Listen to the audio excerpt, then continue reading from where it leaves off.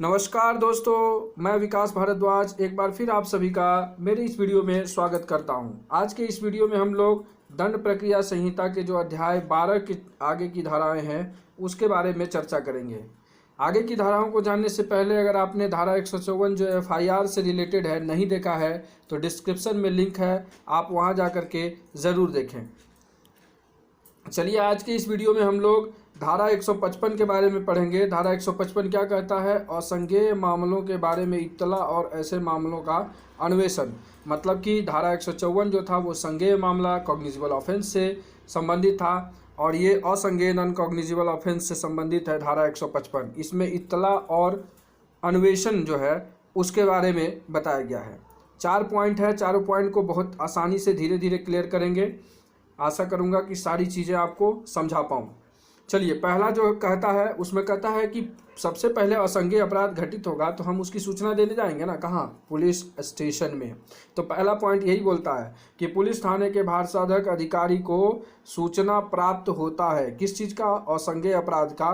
तो वो निर्दिष्ट रजिस्टर में प्रविष्टि करेगा या किसी से करवाएगा। साथ ही साथ जो इत्तला देने, जो सूचना देने वाला है उसको ये कहेगा कि आप मजिस्ट्रेट के पास जाने के लिए निर्देश देगा कि ये अधिकारिता प्राप्त मजिस्ट्रेट के पास जाइए, वहाँ से हमें आदेश आएगा तो हम अन्वेषण इन्वेस्टिगेशन शुरू करेंगे।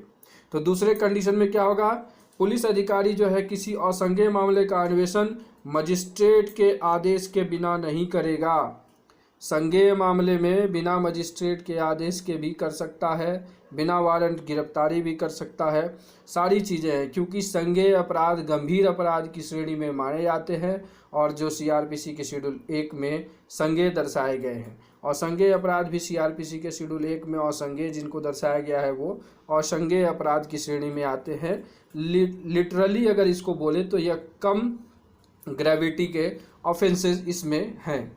जैसे कहा जाता है जिसे, फिर क्या हुआ कि बिना उसके नहीं करेगा, किसके? मजिस्ट्रेट के आदेश के बिना नहीं करेगा, जिसे ऐसे मामले का विचारण करने की या मामले को विचारणार्थ सुपुर्द करने की शक्ति है। मतलब जिसके अधिकारिता प्राप्त मजिस्ट्रेट के बारे में मजिस्ट्रेट के पास है, वह मजिस्ट्रेट ही उस पुलिस वाले को इन्वेस्टिगेशन के लिए डायरेक्शन देगा तो वो फिर इन्वेस्टिगेशन शुरू करेगा।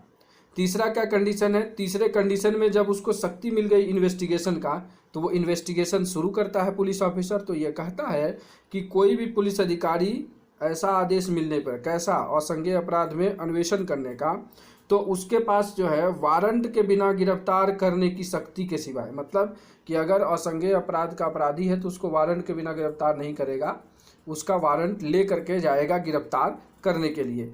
इस शक्ति के अलावा जो है वो सारी शक्तियों का प्रयोग कर सकता है जैसा कि पुलिस का भारसाधक अधिकारी संज्ञेय मामलों में कर सकता है। मतलब कि सिर्फ अरेस्ट विदाउट वारंट का जो पावर है उसको छोड़ करके बाकी सारे पावर को वो एक्सिक्यूट करता है, एम्पावर्ड होता है और काम में लेता है इन्वेस्टिगेशन के दौरान असंज्ञेय अपराध के। और लास्ट जो है चौथा पॉइंट कहता है कि जब मामला जो है 2 या अधिक अपराधों से संबद्ध हो। मतलब कि ये अपराध में 2 धाराएं हैं, एक संज्ञेय है एक असंज्ञेय है। तो ये कहता है कि अगर उसमें कोई संज्ञेय अपराध है तो उस मामला को असंज्ञेय नहीं, उस मामले को संज्ञेय माना जाएगा। मतलब कि संज्ञेय मामले का पनिशमेंट ज़्यादा होता है, ग्रेविटी ज़्यादा होता है। इसीलिए यह कहा जा सकता है कि अगर संज्ञेय और असंज्ञेय दोनों मामले हैं, दोनों तरह का अपराध है, तो ये कहा जाएगा कि उस मामले को संज्ञेय में लिया जाए। जैसे देखिए कि गाली गलौज किया, किसी को अब्यूजिंग किया, अब्यूजिंग करते करते हॉट टॉक हुआ और मार के सर फोड़ दिया तो वो ग्रेवियस हर्ट में चला गया। तो इसमें दोनों धाराएं आ जाएंगी, कॉमन इंटेंशन तक आ जाएगा। लेकिन जब इसको पुलिस रजिस्टर करेगी केस को और जब वो इन्वेस्टिगेट करेगी तो इसे संज्ञेय अपराध की श्रेणी में ले लिया जाएगा। तो ये था धारा 155। इसके बारे में पूरी तथ्य आपको ज़रूर क्लियर हो गया होगा। अगर वीडियो अच्छा लगा तो लाइक ज़रूर करिएगा, शेयर सब्सक्राइब करना नहीं भूलिएगा। मेरे इस वीडियो को ध्यानपूर्वक देखने के लिए आप सभी का प्रेमपूर्वक धन्यवाद।